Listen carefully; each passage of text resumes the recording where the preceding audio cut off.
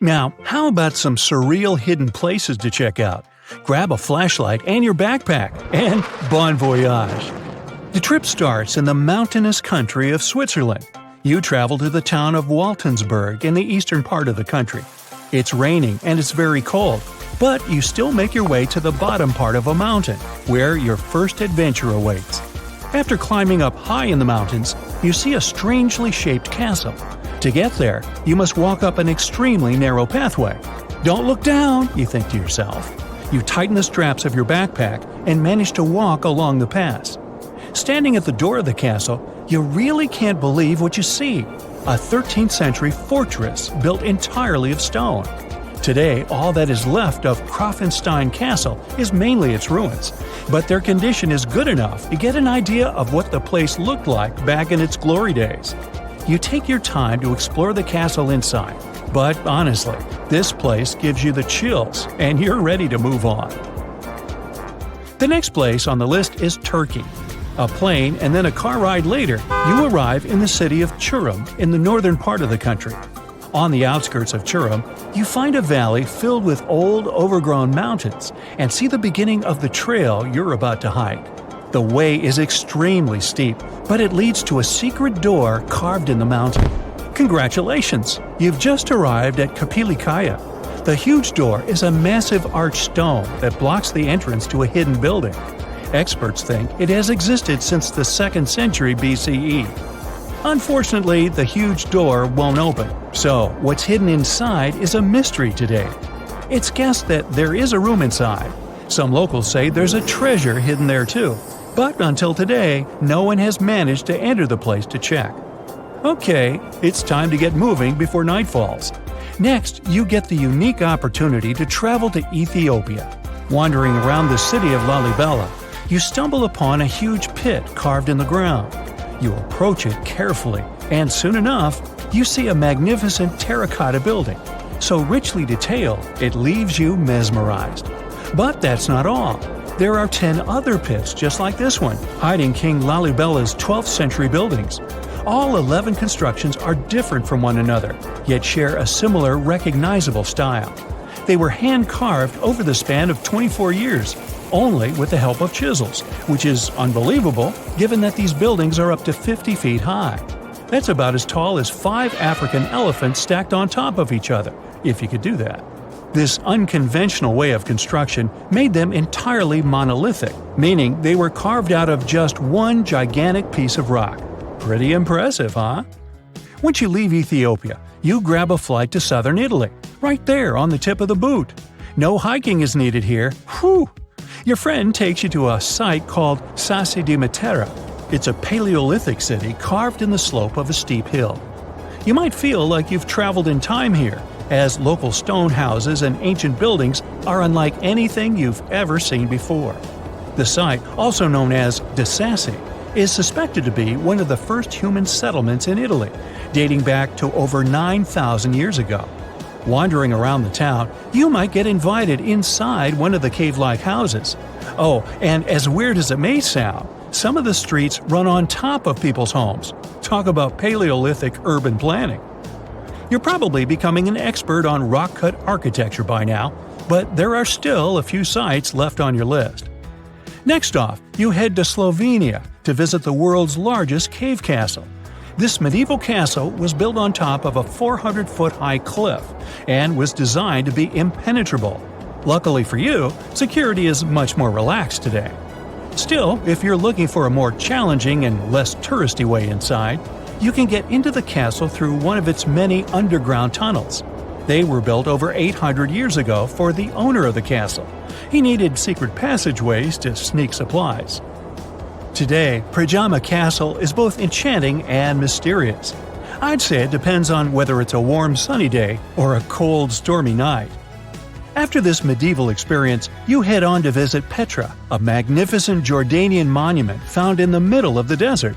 To get around here, you'll need a large supply of water and sunscreen because it's going to get hot. But this site is worth it. The city of Petra is a marvel of the ancient world. Back in the 4th century BCE, this region was a trading hub at the crossroads of commercial routes. Petra was a wealthy city, home to the Nabateans. an Arab Bedouin tribe that thrived in the region for many years. The rock-carved gate-like structure Petra is famous for is called the Pharaoh's Treasure. It stands at the main entrance to the site and is said to have a treasure hidden inside.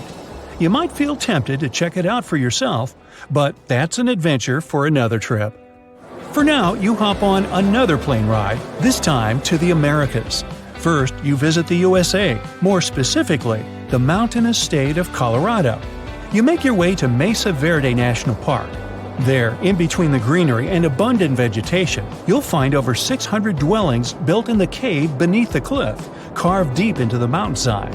This ancient village is now considered a heritage site. The local Puebloan tribe built it back in the 1190s. One of its main buildings is called the Cliff Palace. It's a multi-story construction built from sandstone and mud mortar. The palace alone housed over 150 rooms. If you're feeling sporty, you might want to visit the balcony house. To get there, you'll have to climb a 32-foot ladder. You'll get to see a mid-sized village of 38 rooms, including 2 kivas. Those are traditional chambers that were built by the Puebloans for ceremonial purposes. Still, in the U.S., you make your way to the hills of South Dakota. You're there to visit one of the world's most impressive human-made sculptures on Mount Rushmore. What's so mysterious about this place, you might ask? Well, during Mount Rushmore's construction, a 70-foot-long secret tunnel was built behind the head of Abraham Lincoln. The tunnel was supposed to hold all the documents and artifacts important to the United States history. After the designers thought it through, they decided it was better to hide them in a safe box in the floor of the tunnel. The box holds the history of how Mount Rushmore came to be carved, as well as a brief history of the U.S. and the 4 presidents depicted on the mountain. Amazing, right? Now, you're headed down to Machu Picchu, a South American site hidden between the Peruvian mountains. Machu Picchu itself is already a mystery. Researchers still don't know why or even how the ancient Incan civilization managed to engineer the stone-built citadel all the way back in 1450 CE. To get there, you must endure a 3-day hike, reaching the impressive altitude of 8,000 feet above sea level. Or you can get a train, but that's no fun, right? You're here to check on a relatively new discovery. Back in 2010, French engineer David Crespi was taking measurements of the Inca ruins when he noticed a door he had never seen before. It was sealed off by stones. He went back to the site a few months later with an electromagnetic scanner. The scanner, which could detect objects behind walls, showed there were copious quantities of metals behind that sealed door. The researcher contacted the Peruvian authorities requesting to remove the rocks, but they didn't authorize it. As of today, the door is still locked. Whew, this trip was long, wasn't it? Make sure to get some rest, Indiana Jones. There are countless doors all over the world that haven't been opened for decades, and even centuries. The question is why? It seems that nowadays you can open any door you want. The truth is that some doors were sealed for a grave reason. And so far, nobody has found out what treasures and mysteries they hide. Here are 4 doors that keep their secrets all too well. The Taj Mahal. First up, we've got the Taj Mahal in India, one of the most romantic places in the world. Shah Jahan commissioned it in 1631 and dedicated it to his 3rd wife, who he loved like crazy. They were married for 19 years and had a whopping 14 kids together. But unfortunately, she passed away while giving birth to their last baby. Shah Jahan was heartbroken and decided to build an epic tomb to remember her by. The construction took a whopping 20 years to finish. The building has quite an interesting layout. The design is super unusual with these 4 massive, 130-foot tall minarets that stand on the corners of a huge platform. They're not just there for looks. Back in the 17th century, architects were having some serious issues with buildings collapsing under their own weight. So, the chief architect of the Taj Mahal made sure to place those minarets as far away from the tomb as possible. And he even tilted them in a way so that if they did fall, they wouldn't wreck the rest of the Taj Mahal. Talk about planning ahead. The Taj Mahal is hiding some crazy secrets. There are sealed rooms all over the place that nobody is allowed to enter. And if you check out photos of the building from the riverside, you can spot 2 basements. But guess what? They're sealed up too. Nobody knows what's inside or why they've been locked up since the time of Shah Jahan. Apparently, there's a good reason why those rooms are off limits. Some researchers think that they were built using marble, which turns into a different substance called calcium carbonate if it's exposed to carbon dioxide. And when that happens, little bits of marble start chipping off like crazy. To make matters worse, there's no air flowing into these rooms. That means that if too much CO2 builds up in the basement, the 4 minarets could collapse.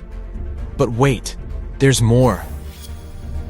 Some people think that the body of Shah Jahan's wife can be found in one of these sealed-up rooms in pristine condition. Why not? Who knows what the mysterious rooms might keep? The Great Sphinx of Giza. The Great Sphinx of Giza is shrouded in mystery. It's not just the largest monolith statue in the world, but it's also a hybrid creature with a woman's head and a lion's body that originates from Egyptian and Greek mythology. It's also very ancient. It's estimated to be around 4,500 years old. The construction of this marvel took about 3 years and required 100 workers who were not slaves and were treated with delicacies like sheep and goat meat. It is also thought that it used to be much more massive than it is now. Archaeologists found huge stone blocks and abandoned toolkits near the site. However, the real secrets of the Sphinx lie underground, near its paws. A group of scientists used a seismograph to detect 2 hidden chambers beneath the Sphinx's paws. Some people think that these rooms might be the legendary Hall of Records, which holds ancient scrolls revealing the secrets of the universe. I mean, that's way cooler than any library I've ever been to. Rumor has it that the Egyptians even had info on Atlantis stashed down there, which is like a super old version of a conspiracy theory. Unfortunately, we can't go on an adventure to check it out just yet.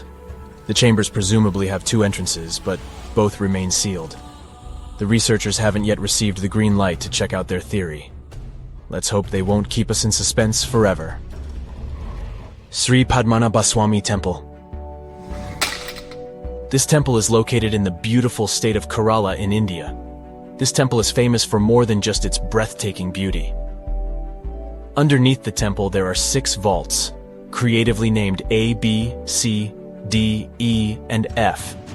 The enormous iron doors to these chambers add to the mystery of what's behind them. A few years back, the authorities decided to open these vaults to the world, but it wasn't an easy task. You can't just open the doors and enter the vaults. It required a lot of work. It took them a while, but finally, in 2011, they opened 5 of the 6 chambers. And guess what they found? Tons of treasure. Bags of gold, precious gemstones, and priceless diamond jewelry. The estimated worth of everything found in the vaults is a whopping $1 trillion.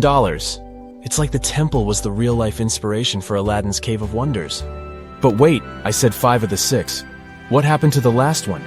Vault B has remained closed, but not for lack of trying. They simply didn't manage to open it. There is even a belief that it's fatally cursed. Legend says that only a saint or sage can break the curse by chanting a specific mantra. But no one has been able to do this yet, presumably because we don't have saints or sages at our disposal. There is also rumor that in the 30s some temple invaders tried to enter Vault B to do some good old looting. But they never reached their target. Apparently terrible snakes materialized out of nowhere and chased the gang away. But of course, this is just an urban legend, and there is not proof of that. However, it is said that the Auditor General dealing with the temple claimed that Vault B had been opened at least 7 times since 1990, and nothing bad happened to anyone who entered. Who knows? Maybe we should send Indiana Jones to check it out. The First Emperor's Tomb. Deep under a hill, completely undisturbed and surrounded by dangerous traps, lies an ancient 2,000-year-old tomb. It belongs to Qin Shi Huang, the first emperor of China. He was born in the Qin state and became king when he was just a boy. But when he grew up and gained full power, he united the warring states ancient China was divided into by conquering them. After that, he created the Qin dynasty. When he died in 210 BCE, they buried him deep underground in a massive tomb. And when I say massive, I mean massive! Back in 1974, some farmers in Xi'an, China, stumbled upon something strange while digging a well, a huge terracotta soldier. This discovery led to an extensive archaeological dig that has continued for over 40 years, revealing a collection of thousands of clay soldiers. The unique thing about these soldiers is that each one has its own unique features, from hairstyles to facial expressions. It's believed that there could be up to 8,000 of these soldiers, but only 2,000 have been found so far. Interestingly, the central tomb, which is believed to be the resting place of the emperor, is still untouched. In ancient records, there are references to a vast underground city that the emperor built, complete with scenic towers, palaces, and whatnot. Sima Qian, a Han Dynasty historian, wrote that the tomb was adorned with treasures and had space for hundreds of officials, but the lack of technology to properly examine the site is what's holding things up. Qin Shi Huang was surrounded by liquid mercury in his tomb, with two of the streams representing the major rivers of China, Yellow River and Yangtze. The ancient Chinese believed that mercury could provide immortality, but it could have also caused the emperor's death since he regularly took mercury pills to prolong his life. The dangerous levels of mercury contamination in the soil near the tomb are the main reason why scientists are reluctant to explore it. It could be very dangerous both for people and for the environment. Now, if I had to choose which door to open, I'd probably go for the one that doesn't lead to a tomb surrounded by poisonous mercury. Call me crazy, but I'd like to avoid any potential health hazards. There are many myths around arguably the greatest structure ever built by humans, the Great Wall of China. Some say it's so grand that it's visible from space. Others claim that you can see it from as far as the moon. Other theories suggest that the builders of the wall were left inside. Well, sorry to disappoint you, but all these impressive stories are just myths.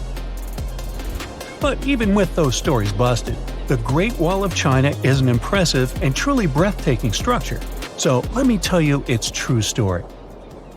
Today, China is one of the most populated countries in the world, counting as many as 1.4 billion residents. It's also one of the oldest nations in the world. It has 3,500 years of continuous written history, but the civilization existed long before that. There is a theory that while the European continent, for example, was most likely reached by humans from Africa, China wasn't populated by settlers that came from somewhere else. Some people believe that the Chinese civilization got formed from local Stone Age people who lived on the territory since the Prehistoric period. So now, the Great Wall of China. It's truly big even by today's standard, stretching for over 13,000 miles. To imagine it better, it's almost 5 times the distance between New York and Los Angeles, or even a bit greater than the distance between the North and South Poles. Even in modern times, people have never built anything close to this big. Of course, it didn't take a day to build the Great Wall of China. 2? Keep going. In fact, the wall was being built for centuries. Maybe you know that ancient cities had walls around them to protect themselves from invaders. Yes, Chinese cities had them too. The first Chinese emperor united the country in 220 BCE and got a brilliant but very ambitious idea to turn all city walls into one big wall that would defend the country's border against attacks from the north. A trusted general directed the construction, enrolling a big group of workers, soldiers, commoners, and convicts. Back then, the wall was built of rammed earth and wood. In some places that were strategically important, the sections of the wall overlapped to provide maximum security. The walls were around 26 feet high on average. But the Great Wall didn't yet look like the construction we know today. Every next emperor would pick up the big wall project, strengthening and extending it, repairing, but also modernizing construction techniques. Some used bricks to build it, others moved on to granite and marble blocks. Watchtowers and platforms weren't there from the beginning as well. They were added by Ming emperors. The watchtowers made it possible to communicate with other parts of the wall through smoke and fire messages. So, the wall is quite inconsistent in terms of material, but it only adds more charm to the construction and shows how much effort and time it took. The reasons why some parts of the wall have been standing for centuries and are still in good condition is glutinous rice flour. Turns out, This sticky rice mortar is almost like cement. It's very strong and waterproof, sealing the bricks so tightly together that even sneaky weeds can't grow between them. You may also notice that some bricks have writings carved on them. They were left by the workers who were building the wall. The purpose of those writings is quality assurance. They contain such information as location, quantity, and responsible officials. So, in the case of some problems with the quality of materials or constructions, it would be known who should be held accountable for it. Recently, a research group has looked through official historical documents of the Ming Dynasty that ruled China from the 14th to the 17th centuries. They came across records of secret doors in the Great Wall, so they decided to find them. They used a flying robot to capture continuous centimeter resolution photos of the wall. They photographed 90% of the wall that was built during the Ming Dynasty and discovered the remains of over 220 secret doors along the wall. Some of them have a specific width and height that allows only one person to go through. Others are large enough to allow 2 horses to pass at the same time. Why are the doors there? Well, the Great Wall's main goal was to protect the country from the enemy. Building doors that could let the enemy in would undermine the whole point of having a wall. So, of course, the doors were secret passages. They perfectly matched the surroundings topographically, and the exit on the outside was camouflaged with bricks so that it was almost completely indistinguishable from the brick wall. The wall was never just a defensive wall, and it was never completely closed. It could be opened on demand. It was also a structure used for trade and commerce, communication between inside and outside the wall, and of course, for defense and spying. Some doors were used for trade with the other side. Through smaller doors, a person would sneak out to spy on the enemy that lived on the other side. The hidden gates were also useful for a sudden attack. As you remember, some gates were camouflaged with brick on the outside. The exit was so indistinguishable that the enemy had no idea exactly where it was located. The inside entrance for Chinese soldiers was hollow, so they could walk through the wall and break the camouflaged exit gate from the inside, starting their surprise attack. Now, even though the main point was to prevent outsiders from getting into the city, the wall wasn't too effective on that matter. It could still be climbed over or marched around. So the wall was being watched at all times, and the guards gave signals to the troops if they saw the enemy approach. Also, the wall provided more time to mobilize and bulk up the country's forces or lure the enemy troops into a difficult strategic position. The construction stopped at the end of the 19th century. The wall lost its strategic and military importance due to technological advances. Over the centuries to today, only 8% of the Great Wall is in good condition, and the rest is damaged.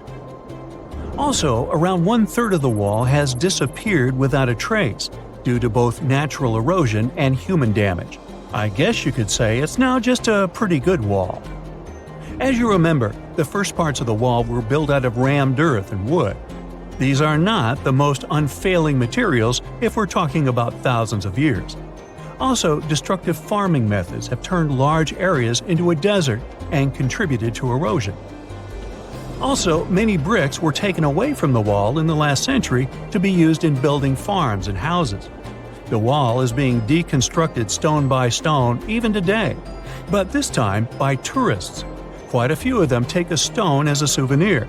That's a total of a lot of stones, considering that over 10 million tourists visit the Great Wall every year. Since 1987, the wall has been a UNESCO World Heritage Site, highlighting that it has an outstanding importance to humanity. The wall is one of China's 56 World Heritage Sites, second place among countries with landmarks protected by UNESCO.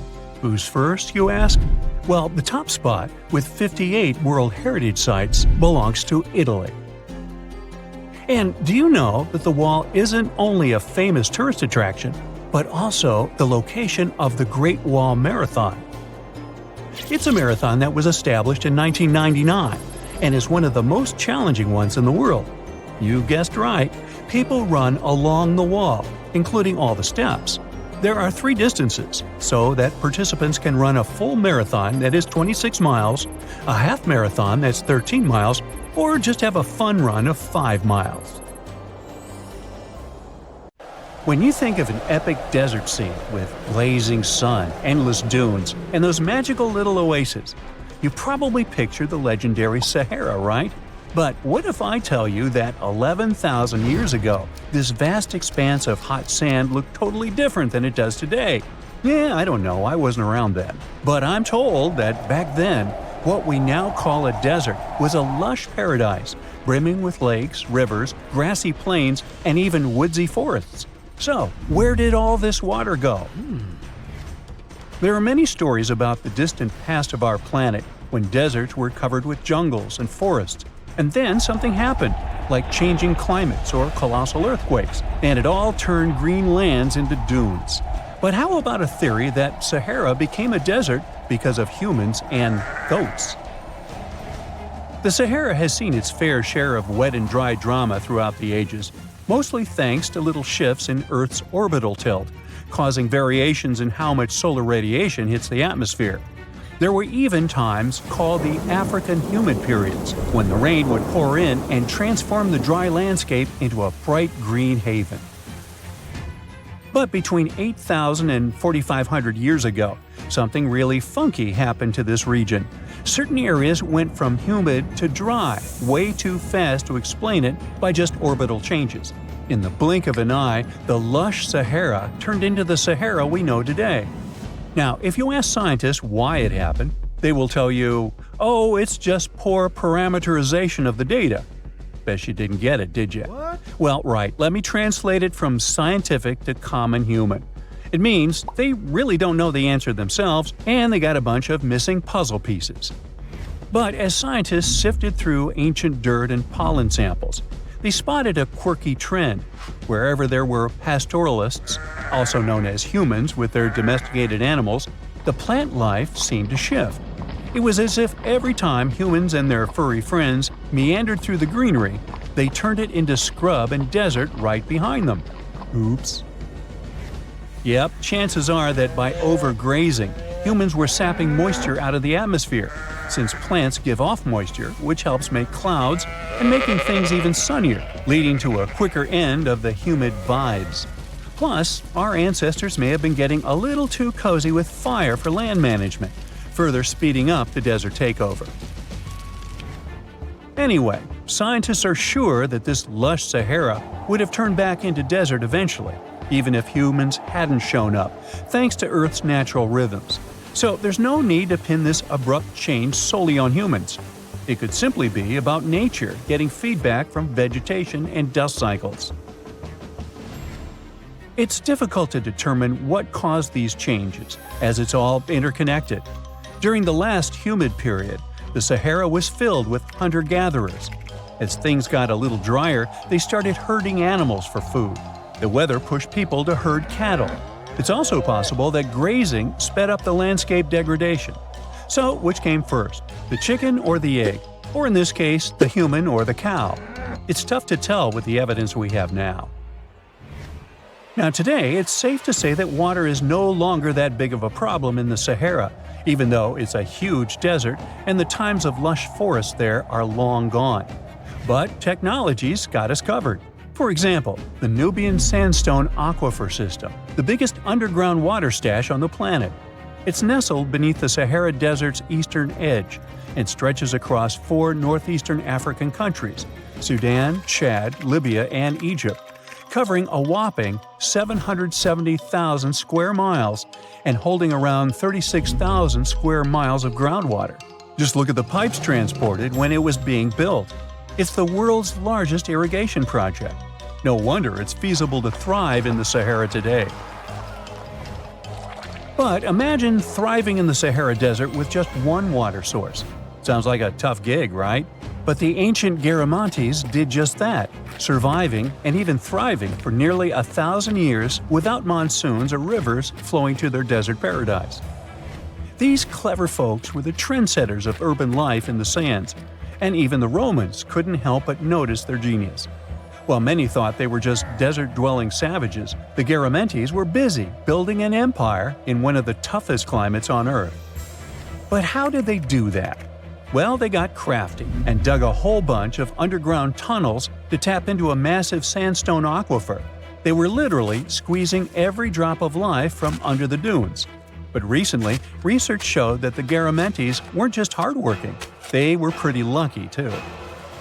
The Garamantes had an underground aquifer that brought water up to a hill where they built over 500 fagras, which are irrigation systems, some stretching as long as 2.5 miles. It was like sipping water through a straw, which let them irrigate their crops for nearly a century, especially since even a little rain would help recharge the system.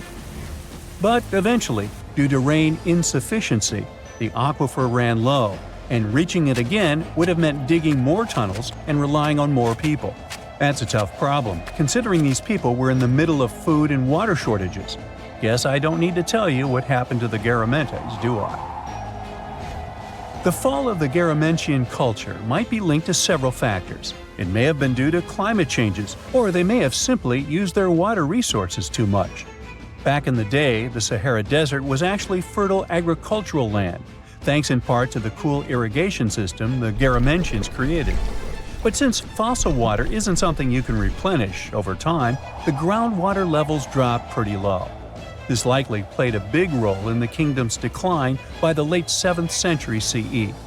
That sounds like someone who hit a lottery jackpot, used up all the money, and went back to their original not-so-cool job once the bank account got fully drained. Oh, by the way, even if the Garamantes left some secret wisdom messages for us, the chances are we'll never get what they wanted to tell us. Nobody really knows what language they used, and their texts are nearly indecipherable to us today. But let's go back to the Green Sahara. So it transformed into a desert about 4,500 years ago. But today, we can understand how people lived in those times in the Sahara thanks to natural parks in Africa that have the ultimate outdoor art gallery.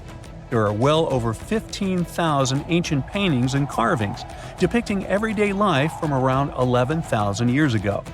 However, if the carvings aren't enough for you and you feel like visiting an actual green desert, all you have to do is book a flight to California. One of the most beautiful phenomenon in the world, the super bloom, takes place here. Look at all these colors – orange, green, pink. It's a miracle.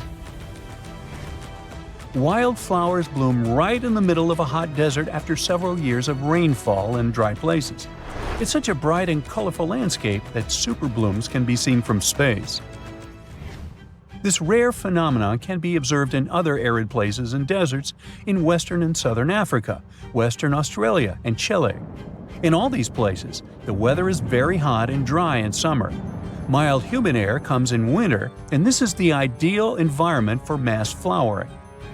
Flower seeds that lie in desert sands can wait for decades before starting to produce flowers. When the hot sun destroys all the weeds and grass, and the rainfall becomes enough to moisten the soil, the seeds are kind of like, well, okay, now it's our turn to play a big game. And then hundreds of thousands of tourists come to take photos and post these beautiful pictures on social media. And this, unfortunately, is one of the main dangers for flowers. Therefore, if you find yourself in a place like this, don't pick the flowers and don't trample on them. Stay on the path, don't litter. Take only pictures and leave only footprints. You get it? Good. In July 1990, 4 Czech guys decided to go on an adventure to find the Mongolian death worm, a creature that might have inspired the monster you've seen in the movie Dune. They say it lives somewhere deep in the Gobi Desert. So they flew to Mongolia, hopped into an ATV, and hired some local guides to help them. All that to meet a creature that is up to 6 feet long, can spit acid that could melt anything, and is capable of shooting electricity at those it doesn't like. Legend says that these friendly guys spend most of their days hiding underneath the sandy dunes, but they'd like to come out during the wetter months of June and July. So the timing for a spotting was simply perfect. But the crew needed to figure out how to lure the creature. Sadly for them, no one knew what the giant worm liked to eat. So they built a thumper, which is a machine that made rhythmic pounding noises. They were hoping it would call the worm out of the ground. For 2 months, they searched the vast desert, crossing dunes and rocky plains looking for any sign of the creature. But alas, it didn't really work out. Ivan McCurley, who was the leader of the 1990 expedition, came back to Gobi Desert again. He once tried to attract the megaworm with blasts, and the second time he used a small airplane to scout the dunes. Over the years, groups from America, Britain, and New Zealand organized big expeditions to the Gobi Desert to try and find the creature. Many others came from all around the world on their own and found nothing. The people in the West first found out about the megaworm of the Gobi Desert thanks to an American paleontologist, Roy Chapman Andrews. This brave man was probably the inspiration for Indiana Jones. In 1926, he wrote about the creature in his book. At a meeting with Mongolian leaders, Andrews heard detailed descriptions of the creature, even though none of them had ever seen it themselves. One of them described it as looking like a sausage, about 2 feet long, with no head or legs. According to him, the worm was so venomous that just touching it could instantly take your life, and it lived in the loneliest parts of the Gobi Desert. Andrews didn't think the creature was real, but he shared these stories again in another book.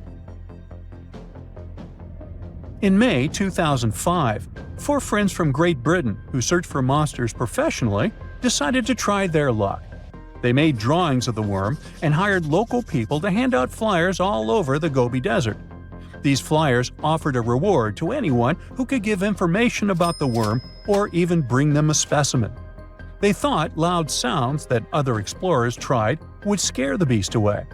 Some told them it likes damp conditions, so they came up with a plan to block streams of water to create wet areas that would lure the worm out. Their plan didn't work because it was too hard to build dams in the desert. They ended up using small traps, but didn't find any actual proof that the worm existed. But they did meet locals who shared interesting stories about strange creatures they had seen over 70 years. Over the years, stories of the monster spread around the world. In some of them, it's only 1 foot long. In others, it's as large as a human. It's white-gray or scaly and brown, or maybe fleshy and bright red. Someone said it resembled a snake, or maybe a caterpillar, or maybe it has wings and can fly. And some believe it could be a supernatural evil being without a body. Maybe the stories are so different, and the search operations are so fruitless, because the creature doesn't even exist. Or it could be one of many cryptids. Those creatures like Bigfoot, Yeti, the Loch Ness Monster, their existence has yet to be proven. In 1983, one scientist who was visiting the region heard that an old man had managed to catch the mysterious worm. He also learned there was a nest nearby. The scientist bravely approached the hole in the sand and put his hand inside. A giant creature dragged him in, and he was never seen again. Just kidding. He actually found a Tartar sand boa inside. It's a chunky, burrowing, non-venomous snake that has small eyes and gray-brown scales. He showed it to the locals to verify if it was the monster, and supposedly all of them said yes. Most Mongolians who know about the worm still believe it's real. Now, even though people call our supposed monster a worm, it's just what it sounds like in the English translation. Many Mongol cultures have used this word for centuries to refer to any animals they thought to be really dangerous, especially snakes, even non-venomous ones. So, it doesn't have to be a literal worm after all. Worms are soft and squishy, but a creature living in the harsh Gobi Desert would need to be tougher, more like a snake or a type of lizard without legs. Neither of these creatures can shoot electricity or spit acid like they say the death worm does. But some snakes, like cobras, can spit venom that's dangerous for people. If it were real, the creature would have a backbone, and explorers searching for it would likely find some bones or evidence left behind. And there are actually fossil remains all over the Gobi Desert. Scientists found representatives of over 80 dino groups here over the last almost 100 years. It all started with the world's first dinosaur egg nests. This discovery changed all the scientists knew about dinos. It was the first proof they laid eggs. In the following 2 years, the same expedition team unearthed over 100 dinosaurs and took them to the American Museum of Natural History, where you can still see them today. Some of them were swimming around in the Cretaceous Sea that used to be here about 71 million years ago. They resembled modern birds. The mystery of the megaworm is still unsolved, but there used to be another mystery scientists finally managed to explain. Back in the 13th century, a famous traveler, Marco Polo, not the guy from the swimming pool game, crossed the Gobi Desert. He thought he could hear mysterious noises, like the sounds of musical instruments such as drums. He wrote about it in his book and believed he might be hearing the voices of restless spirits. Scientists call these noises singing sands or booming sands. Unlike the squeaky sound you might hear when walking on a sandy beach, these desert sounds are much louder, like a musical instrument playing deep, haunting notes. Over the years, people came up with all kinds of ideas about what caused the sounds, like underground water or winds making the sand vibrate. Not all dunes can do this, and scientists wanted to figure out why. Sometimes the winds might cause a small avalanche on the side of a dune, and then you can hear the magical sound start. But this is rare. So, to study it, scientists had to help the dunes sing. They climbed to the top of a dune and slid down on their backs, using their hands and feet to push sand down. As the sand tumbled, the sound started softly and got louder. They could even feel the vibrations with their hands. So they found out that for a dune to sing, a few special things need to happen. The grains of sand must be the right shape. The dune has to be big, and the sand must be very dry, so no singing after it rains. Inside the dune, there's a hard layer of packed sand that acts like a giant speaker. This layer bounces the sound waves back and forth, makes the noise louder and louder, and creates a haunting melody that can fill the desert air. In other words, the dunes can play tunes. Yeah, sorry, I couldn't help myself with that one. Imagine you've booked a tour through the jungles of Costa Rica. All of a sudden, you stumble upon a huge stone sphere, nearly the length of a king-sized bed in diameter. How on earth did it end up there? And what does it symbolize? You immediately ask your guide. He's not as amazed as you are, and tells you that there are actually several hundreds of them scattered across the south of the country. The mysterious stone spheres don't have an official name. The locals simply call them las bolas, which means balls in Spanish, while historians refer to them as Diquis spheres, after the culture that produced them. Scientists have studied the sediment layers of the Earth around them and estimate that the earliest were made around the year 600 CE, and the newest ones date to the year 1000 CE. Many of the spheres were relocated after their initial discovery, and that's why archaeologists can't date them precisely.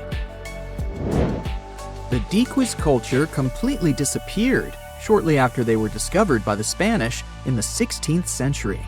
Unlike the Mayas and the Aztecs, the myths or legends of these peoples didn't survive, so they cannot explain the existence of the mysterious orbs.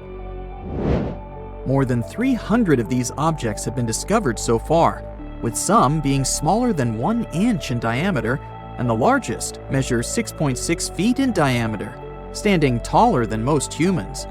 Although there are ones made from limestone, most spheres were carved out of a coarse version of basalt, a type of rock that forms when lava cools rapidly.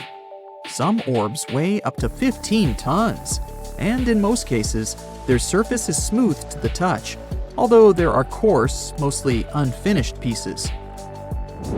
If we throw away the theory that river erosion naturally sculpted the spheres, the ancient people seem to have created them by hammering boulders with other rocks.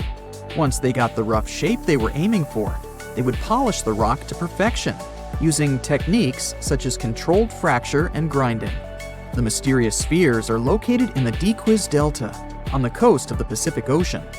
Most of them can be found in a place called Farm 6, which, alongside 3 other sites, was proclaimed a UNESCO World Heritage Site in 2014.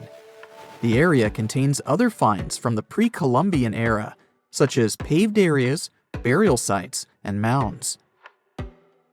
For centuries, the stone balls were hidden under a thick layer of sediment that protected them against the elements and looters, until they were unearthed during the 1930s.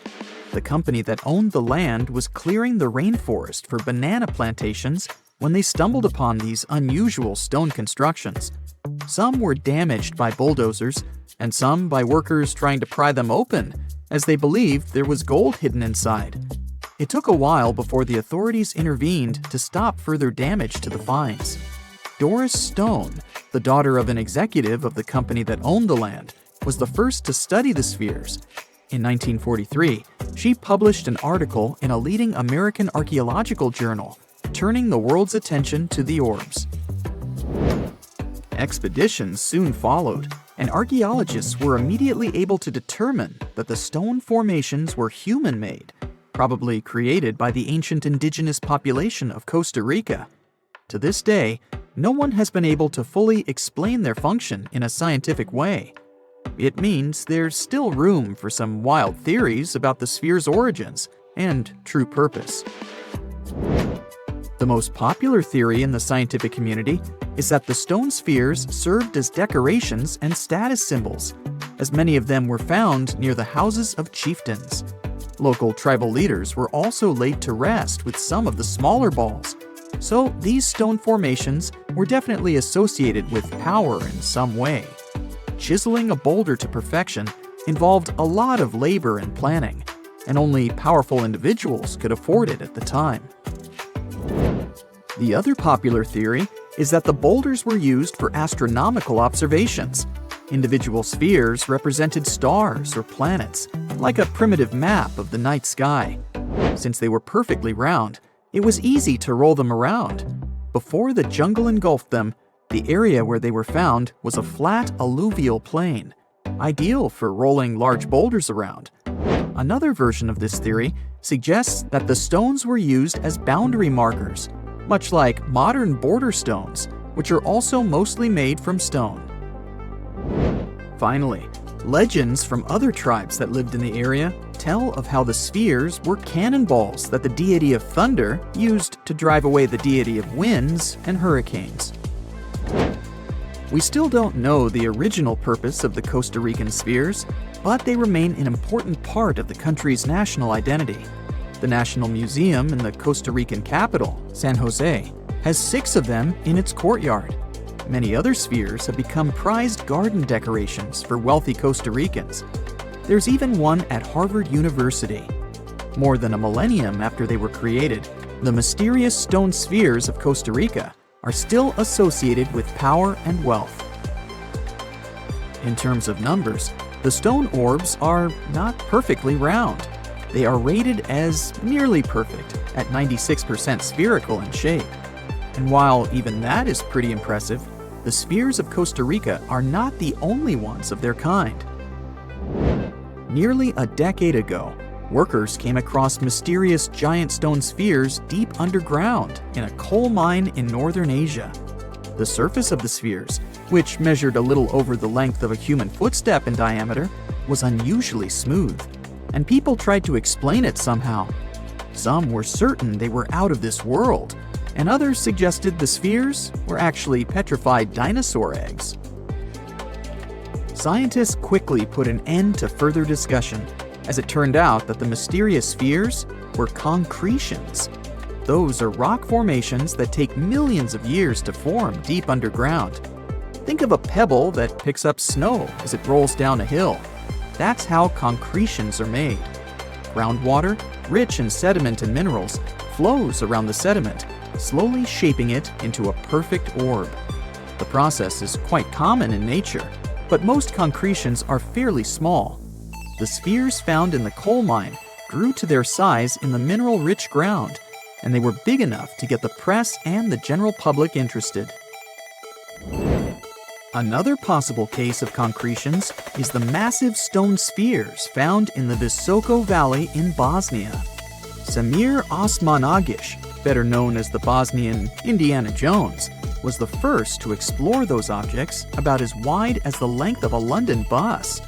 He believes the stone spheres were carved by a lost civilization that lived in the area 1,000 years ago. The reddish color of the orbs, though, is proof to geologists that they are indeed concretions, rich in iron content. The Moki marbles, found in rural Utah, are similar in color to the Bosnian spheres. These tiny concretions are the size of toy marbles and consist of a sandstone core and a shell made out of hematite, an iron ore.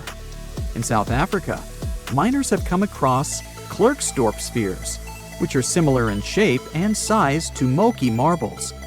The only difference is that these ones formed inside volcanic sediments and ash. The most intriguing among human-made tiny spheres are probably the orbs found on several Greek islands. Scientists discovered 700 stones smaller than golf balls near the Bronze Age site of Akrotiri on the island of Santorini. They believe that the finds were between 3,600 and 4,500 years old. When they compared all the stones' variations in size and color, the archaeologists concluded that these enigmatic stones could have easily been the oldest board game ever made. With the help of artificial intelligence, scientists are now trying to work out the rules of this game. Ooh, so check this out. Researchers just found some super old footprints from a family of extinct humans, like we're talking 300,000 years ago. The prints belong to a group of Homo heidelbergensis. Ooh, that's a tough one, but I nailed it.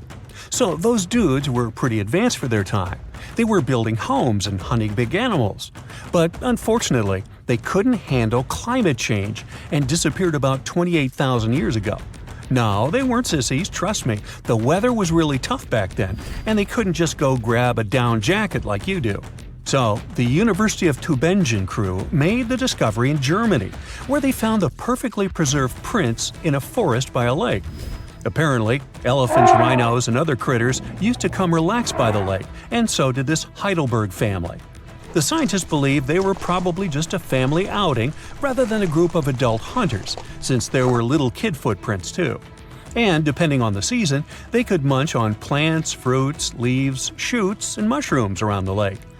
Experts even found tracks from an extinct elephant species that used to weigh up to 13 tons. Now, can you imagine seeing one of those in person? Just so you know, 13 tons is about 45 times as heavy as a pig. Oink. They were digging around in Schöningen when they stumbled upon some elephant tracks that were 21 inches long. That's like the length of a really big ruler. They even found wood fragments in the ruts that the elephants had left behind. But wait, there's more. They also found a rhino print from the Pleistocene era, which is pretty wild. It's the first time they found a footprint from this particular species in Europe. Who knew rhinos had such big feet? Except those whom the rhino stepped on. Meanwhile, over in New Mexico, some British and American archaeologists found some ancient human footprints that date back 23,000 years. They used radiocarbon dating to figure out when these footprints were made, and it turns out they were stomped into the mud during the last glacial maximum. That's when ice sheets covered much of North America and sea levels were lower than they are now. Now, we've always thought that humans first made their way to North America between 13,000 and 16,000 years ago. But these footprints suggest that our ancestors were wandering around way earlier than that. Some people even think that humans might have been hanging out in North America as far back as 33,000 years ago, although not everyone is convinced. Alrighty, if there were footprints, there must have also been some shoes too, am I right? Well, researchers may not have found signature Gucci loafers, even though they've been around since 1953, but they did find a cave in Armenia full of ancient artifacts from the Copper Age. And guess what? Those artifacts included a seriously well-preserved shoe that's now the oldest footwear ever found. That footwear was made from a single piece of cowhide leather, which is pretty rare today, despite all the fancy schmancy technological upgrades we've got today. Talk about premium quality. Currently, the coolest modern-day designer shoes are trying to copy this hole-cut technique. The shoe was also rubbed with some kind of plant or vegetable oil for extra durability, and it even had shoelaces that crisscrossed through a series of holes, just like our beloved sneakers today. The shoe was about the size of a woman's US 7, so we're guessing it was tailor-made for some fancy-pants wealthy person. Can you imagine rocking these feet whips back in the day? They were possibly the talk of the town.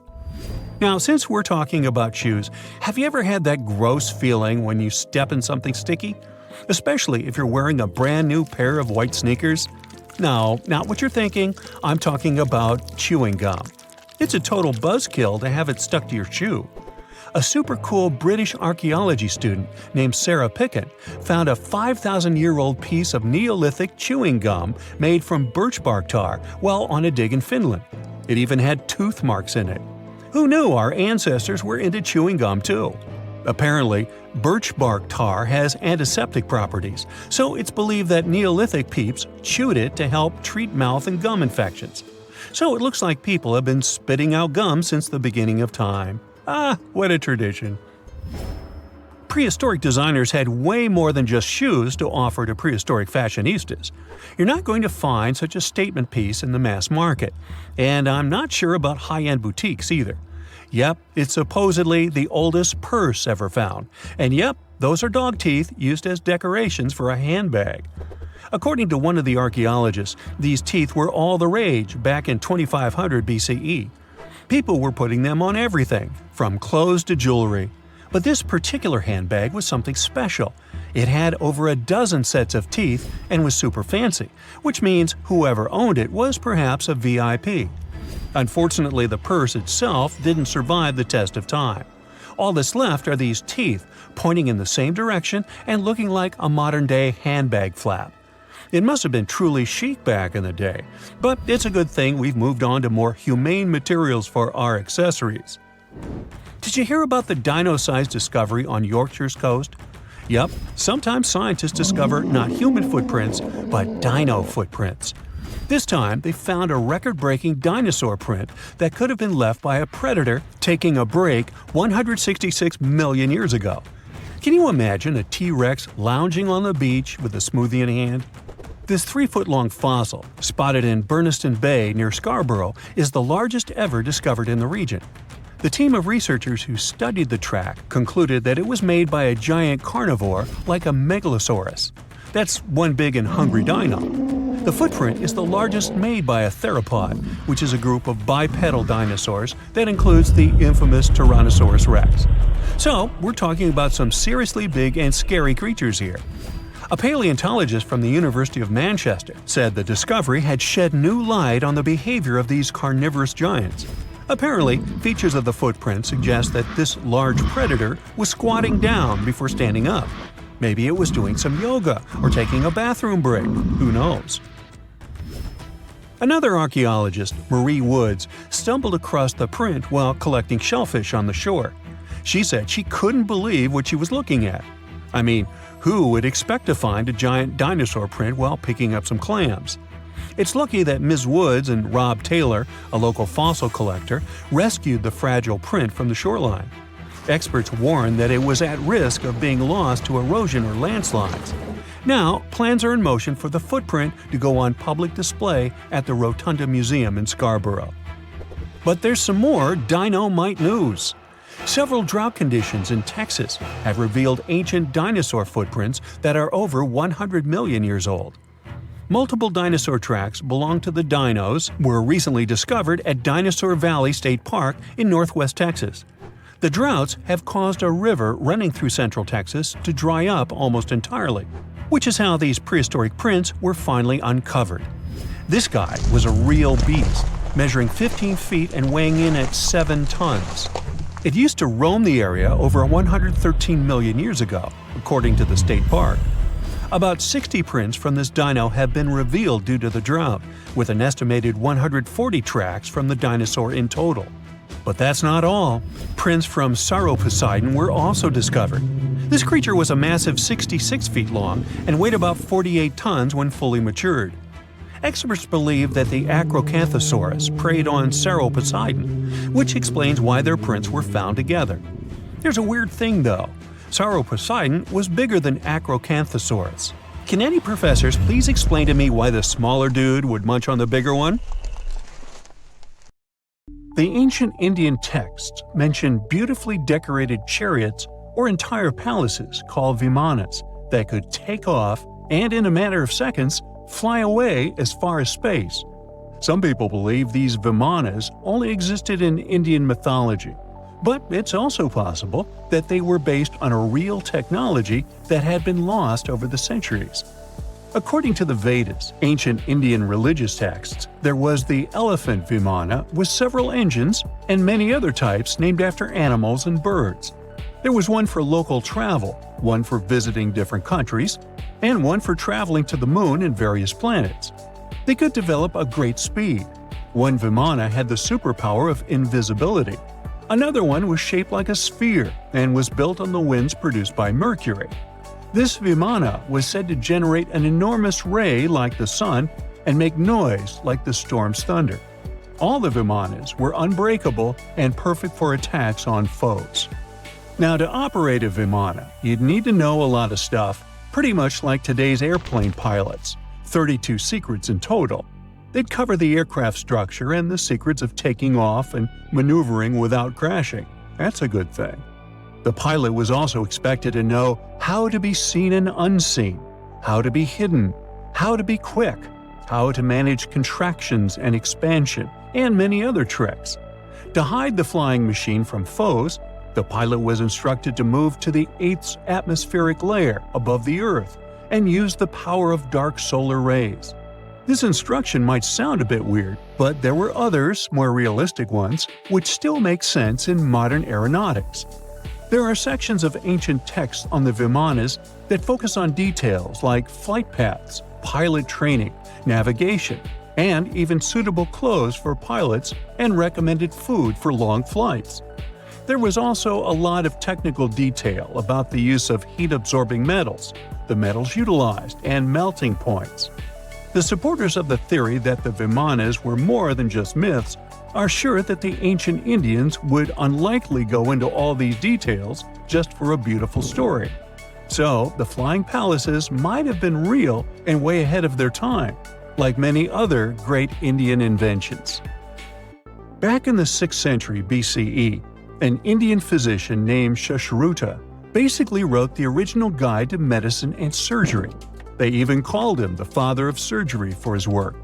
Sushruta laid down the details on hundreds of medicinal plants and described complex surgical procedures.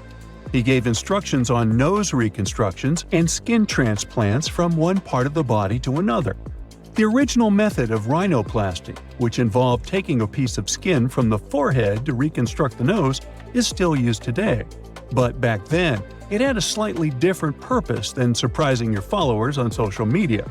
Those nose jobs helped out folks who had lost their noses as punishment for crimes or in fights. Now, you gotta thank an ancient Indian math prodigy for the invention of zero. It might not seem like a big deal, but without it, we would have no binary system and no computers. People before the 5th century CE were only thinking about some sort of a sign to indicate nothing. The invention made addition, subtraction, and other mathematical operations a whole lot easier. You can see the oldest zero in existence carved in the wall of a temple in Gwalior, India. The Indus Valley Civilization was using rulers in 1500 BCE and earlier. Made from ivory, these rulers were found during excavations in what is present-day Pakistan and northwestern India. They were widely used in architecture with amazing accuracy. They had units corresponding to slightly over 1 inch that were marked with precise subdivisions within 5/1000ths of an inch. The next invention is more of a concept than a physical item. Standardization is all about setting the rules based on a bunch of people, things, or interests. One of its cool applications that we've all gotten used to is standard weights. Whether you're using pounds or kilograms, you need these universal measurements for weight, right? For this, we owe a big shout-out to the merchants from the Indus Valley Civilization who lived around 4,000 years ago. They were measuring everything from food grains to fancy luxury goods using these standardized weights. And their weights had decimal and binary mathematical systems going on.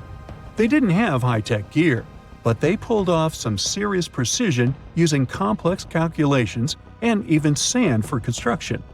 Their art of standardization made its way to Persia and Central Asia, basically becoming the global weight-watching standard. So, if yoga is your go-to exercise, you definitely have a personal reason to appreciate the ancient Indian geniuses. Over 5,000 years ago, during the rule of the Indus Sarasvati civilization in northern India, yoga was first mentioned in the Vedas. Yoga was refined and shaped over the centuries until it grew into a massive teaching with over 200 sacred writings dedicated to this way of obtaining enlightenment. At the beginning of the current era, yoga got a new trajectory thanks to a Hindu writer who laid down a system of yoga in his text, the Yoga Sutras. It became a whole-body rejuvenation, a life-extending practice with poses that you are still doing on the mat today. Yoga has reached the Western world only in the 19th century, and it caught on like wildfire. Chess, the all-time top game for intellectuals, is also an Indian invention. Its ancestor was called Chaturanga, and it was a strategic board game that started gaining popularity around 3,000 years before the current era. This early Indian version of chess was played by 4 people, not 2, and had 64 squares. Each player had 8 pieces, ranging from pawns to kings, bishops to knights, and there was no standard 6-faced dice. They rolled with an oblong one. Players facing off were actually allies, forming 2 teams based on the direction they sat. Chess, that we know and love today, was first mentioned in ancient Indian literature in a legend. It said that the wife of a villain called Ravana had invented the game to amuse him. Now, the word shampoo comes from the Hindi word, which means to soothe or knead. The substance was invented in India in 1762 and was originally used for head massages, hence the name. The first shampoo was made of natural oils and herbs. British traders fell in love with the idea and brought it back with them to England. It took years for the original head massage oil to evolve into shampoo as we know it today, but it's still an Indian invention. Unlike the ancient Greeks, who wore animal skins, the Indians started cultivating cotton back in the 5th and 4th centuries before the current era.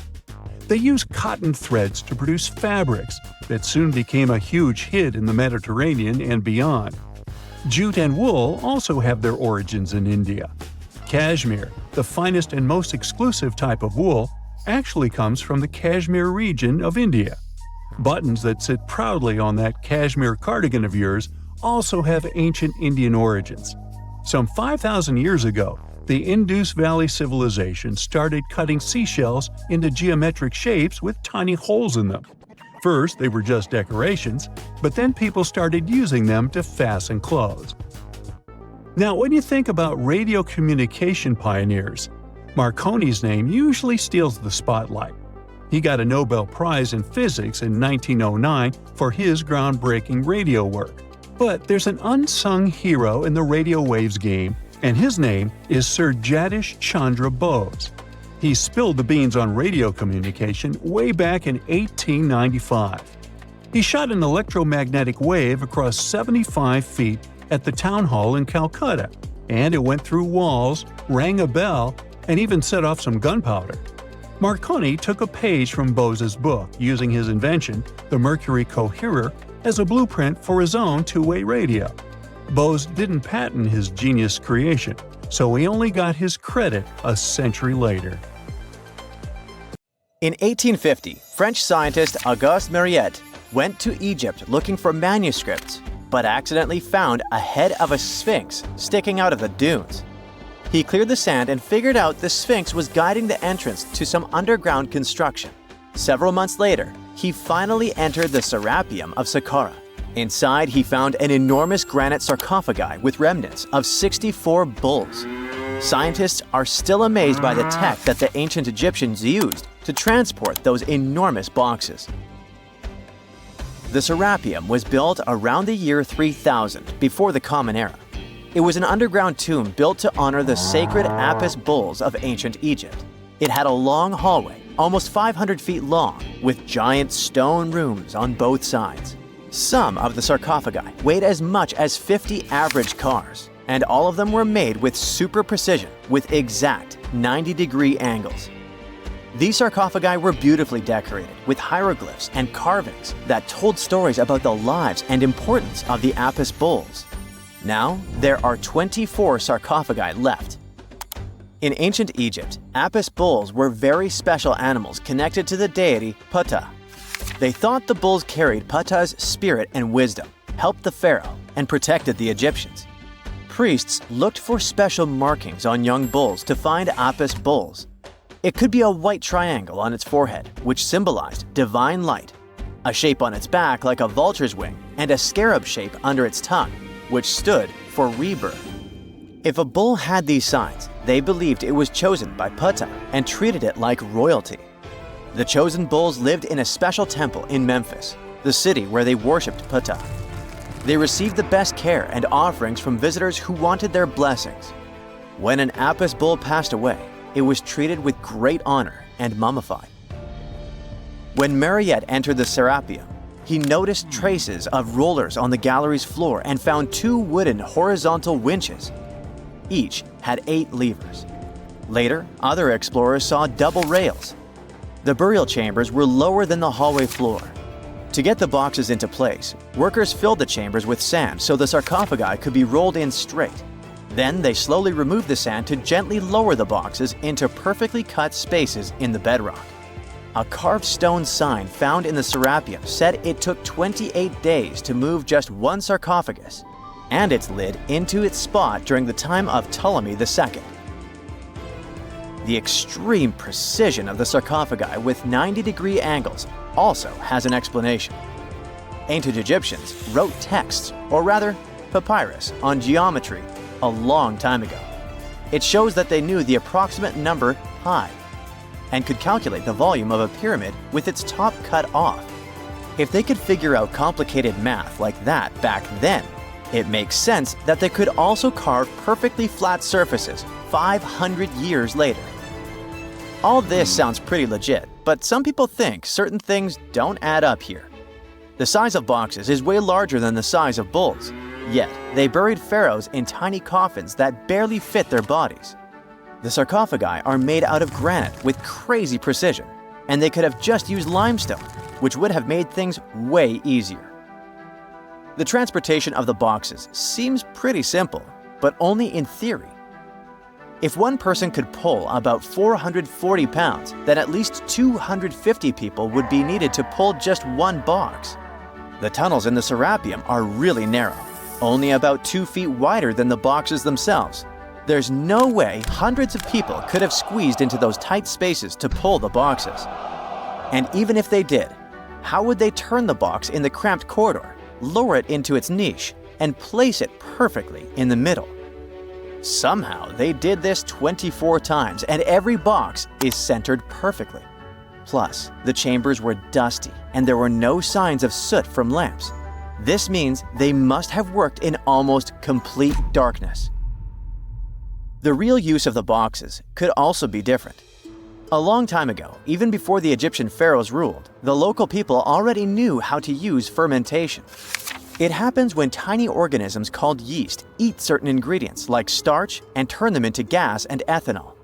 So someone in ancient Egypt probably put food like barley, bread, and even meat inside a giant stone box, then closed it tight with a heavy lid. These stone boxes, carved from granite, were so precisely made that they were almost completely sealed, so nothing could escape from it. As the yeast inside the box started working, it created more and more CO2 gas. It built up pressure inside the box. The granite boxes were incredibly strong. They could handle more pressure than a car tire can hold. When granite was squeezed under such pressure, its crystals produced a tiny electric charge. This effect was possible because granite contains quartz, a material that reacts to pressure this way. The process also needed meat or animal parts, possibly to help the yeast grow better.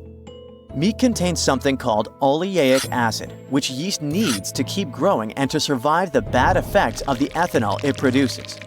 As the pressure inside the box kept growing, the combination of gases and electricity made these boxes not just ancient fridges, but powerful energy systems. Over time, the pressure inside got so strong that it could push the lid open and the gas would escape with a pop. But when people rediscovered the Serapeum in 1850, They found old drawings that showed piles of stones stacked on top of some of the box lids. So, someone long ago probably tried to make the lids even heavier by adding extra weight to make it harder for the gas pressure to push them open. This extra weight also meant the quartz crystals in the granite could keep creating more electricity under all that pressure. If someone opened one of these stone boxes thousands of years later, they would only find bones from bulls that were placed in the box. And that's exactly what Mariette discovered in the 1850s. They opened the Serapeum for visitors soon after the first excavations in the second half of the 19th century. Prince of Wales even had a luncheon with his guests in one of the sarcophagi. Sands and earthquakes made the site inaccessible for a while, but now you can visit it again and try to solve the mystery yourself. With new tech, we could have answers to many other historical mysteries soon. A team of scientists at Chicago's Field Museum of Natural History recently used a special CT scanner to learn more about ancient Egyptian mummies without unwrapping them. They gently rolled 26 mummies on custom carts out to the parking lot, where the scanner was waiting. It took thousands of detailed X-ray pictures of each mummy and their coffins.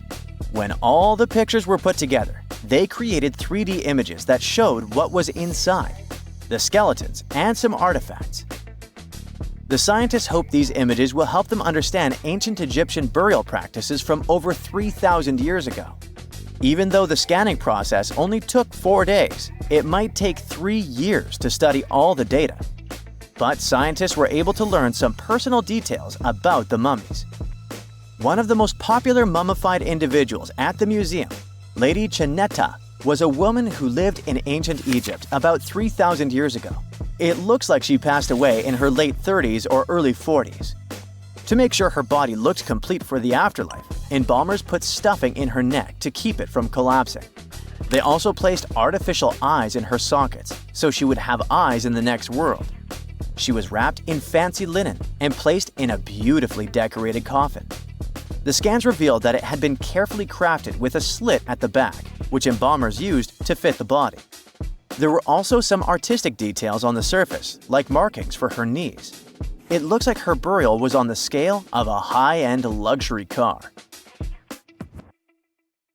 Secant, cosine, tangent, sine, 3.14159. Yeah, that was the cheer we heard coming from the trigonometry club back in the day. For the rest of us in math class, terms such as sine, tangent, and pi were just bewildering. Who invented these and why? Was their only purpose to make it harder for students? Well, not quite. Trigonometry was invented by the ancient Egyptians. They needed this knowledge to construct pyramids, and they did a pretty good job too. The Great Pyramid in Giza still stands today, some 4,500 years after it was built. No recalls either. So let's get out of that classroom and on a journey through time to reveal the secrets behind the ancient Egyptians' precision. Here you are, standing on the Great Pyramid's construction site, some 9 miles from Cairo. Well, the city still isn't there, as you're surrounded only by the desert and teams of construction workers. They're transporting large stone blocks weighing 2.5 tons each. They're inside a wooden sled that sits on large rollers. A crew of 8 men rolls these blocks along the ground. You immediately think of the rollers on a supermarket cash register. The principle is exactly the same, but the scale is greater, much greater. Scientists estimate that the Egyptians used 2.3 million such blocks in the Great Pyramid alone. And the block in front of you is one of the lighter ones. The heaviest of them weighed up to 15 tons. But where did all these blocks come from? Most of them originated from quarries around Giza. It's not that impressive, you think? But wait until you hear how ancient engineers transported the granite used in construction over 500 miles to the pyramid. There were no railways or highways back then, but the mighty Nile was always there. Researchers even believe that the Egyptians dug a canal to connect the Nile directly to the pyramid's construction site. All they had to do then was to wait for the flood season to begin, and voila! The rising water levels floated the heavy stone blocks for them. But how did they lift the enormous stones on dry land to stack them up to the top? Did they use oversized cranes? Well, ancient Egyptians worked around this problem, literally speaking. One of the workers is now pointing to the giant ramp going around the pyramid they're building. This is how a mountain road zigzags its way to the top. If the ramp went directly to the top of the pyramid, then workers couldn't pull the stone blocks along it. It would be too steep. Scientists have calculated that 8% could be the maximum incline. So ancient Egyptians just extended the ramp around the pyramid. Again, these are all theories, as the ramp could have been inside the pyramid, as some researchers suggest. The exact building method is still a mystery, guarded by the Sphinx. That's its real name, right? Wrong. As the Great Sphinx is just the statue's alias. You know, the name writers take when they want to hide their true identity, or a singer's stage name. The Sphinx's real name, translated from Egyptian, means Horus in the horizon. That was the name for the Egyptian deity of the sky. The trail of mystery doesn't end there. As a man walks past you with a bucket of paint, he's going to add a touch of color to the Great Sphinx. Researchers found specks of this red color next to its ear. That was some strong paint, as it survived for thousands of years. You are now standing straight in front of the Sphinx. You look up. It's very tall, right? 66 feet to be precise. Now resist the urge to take a selfie. You can do it. Now you notice something else. It looks like the Sphinx is in the center of a giant triangle in the back. That's one side of the Great Pyramid. And no, your eyes are not playing tricks on you. The Sphinx really does sit in the center of the pyramid's lateral face. Here's where math comes in handy. A pyramid has 4 sides, called lateral faces. There's also a 5th face, the base, but that's not visible. It's, wait for it, face down. The Sphinx has one last mystery to reveal: its age. Scientists agree that Pharaoh Khafre built the Sphinx. He ruled after his father, who had built a great pyramid nearby. So both structures were finished around the same time. Let's talk about numbers again.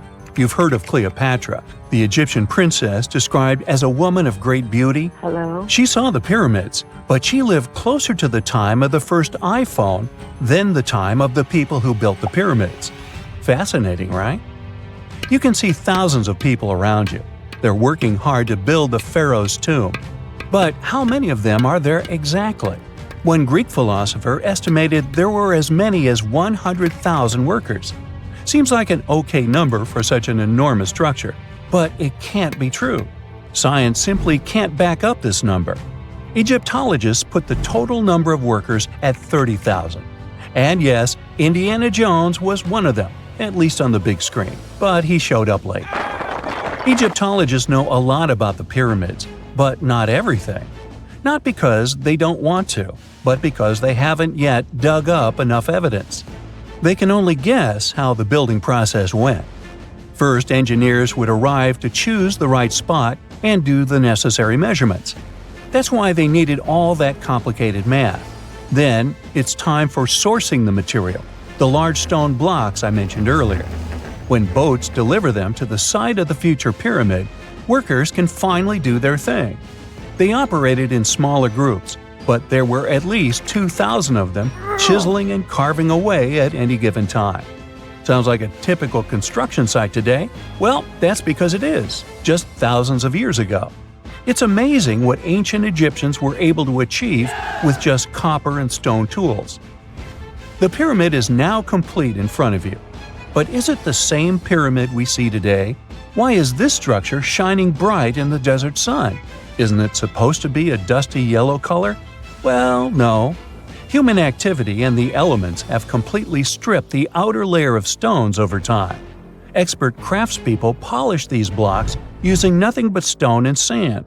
The end result was a smooth and shiny rock. On the day it was completed, the Great Pyramid of Giza was a perfect triangle of light. Its polished sides acted like giant mirrors, reflecting the powerful Egyptian sun. This is the point where you should put your glasses on, and that shiny thing you see at the pyramid's very top is actually gold. The capstone at the top of the pyramid is called a pyramidion. It was covered in sheets of gold. As you can guess, these were the first stones to disappear. Let's make another stop before we get you back to your classroom. We travel to the British Isles, and no, Stonehenge isn't our destination. It is Newgrange in County Meath. Scientists estimate that the ancient peoples of Ireland built this stone monument around the year 3200 BCE. This makes it older than both Stonehenge and the Great Pyramid in Giza. The function of the circular mound in Newgrange is the same as the one of the Great Pyramid and equally mysterious. The estimated amount of loose stone present in the valley is over 220,000 tons. And it's not just randomly thrown on a pile. The order in which the stones are set makes the structure water-resistant. That would explain how Newgrange had survived for so long. Kinda makes you want to splash out the cash for that waterproof phone case, huh?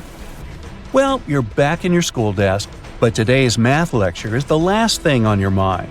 You're thinking about how great the Egyptian pyramids are, and if we have something similar today. It turns out modern engineers are just as impressed with the Great Pyramid as you are. There's a glass pyramid sitting in the main courtyard of the famous Louvre Museum in Paris. The panorama of San Francisco wouldn't be complete without the 48-story Trans-America Pyramid. But Las Vegas went the furthest. There we find the Luxor Hotel. It's so big that it's the third largest pyramid on the planet. And guess what's in front of it? Yup, a replica of the Sphinx. It's 110 feet tall, 2 stories higher than the one in Giza. Yeah, everything's bigger in Vegas. If there's a question that still baffles archaeologists to this day, it's this one. How did the ancient Egyptians build those magnificent pyramids? As far as we know today, their resources were quite limited, especially in terms of tools and building materials. We still don't have a fully satisfying answer, but hey, we've got some pretty amazing theories worth considering. The leading contender among these theories involves the clever Egyptians employing a sneaky strategy. Now picture this. They constructed a slanted and curving mound made of bricks, earth, and sand encircling the pyramid to be. As the pyramid grew taller and taller, they simply increased the height and length of this wacky structure. It's like they were playing an ancient game of Jenga. Now, how did they get those massive stone blocks up there? Well, according to the legendary ancient Greek historian Herodotus, they used sleds, rollers, and levers. It sounds like they turned construction into a supersized game of tug-of-war. And guess what? Herodotus also claimed that the Great Pyramid, the one from Giza, the granddaddy of them all, took a whopping 20 years to build. There's more. Herodotus also dropped a mind-boggling number on us. 100,000 men were supposedly involved in this pyramid extravaganza. Did they hire the entire Egyptian population? Well, it might not be as far-fetched as it sounds. These men were probably mostly farmers, so they probably focused on the pyramids when there wasn't much work to be done in the fields. Like during the flood season of the Nile River. Obviously, specialists in the archaeological community had something to add to this theory. By the late 20th century, they discovered some evidence that suggests the workforce might have been smaller and more permanent than previously thought. Instead of a massive army of 100,000 pyramid builders, they proposed that a modest crew of around 20,000 workers, accompanied by support personnel like bakers, physicians, and even spiritual leaders, could have gotten the job done. There was also this theory that claimed that the pyramids were actually built from the top downward. It suggested that these colossal structures were nothing more than isolated hills used as quarries. The stones were supposedly drawn from these hills, and over time, competing engineers took charge and transformed them into the iconic pyramids we know today. Now, before you dismiss this theory as a wild fantasy, some folks thought it wasn't completely crazy.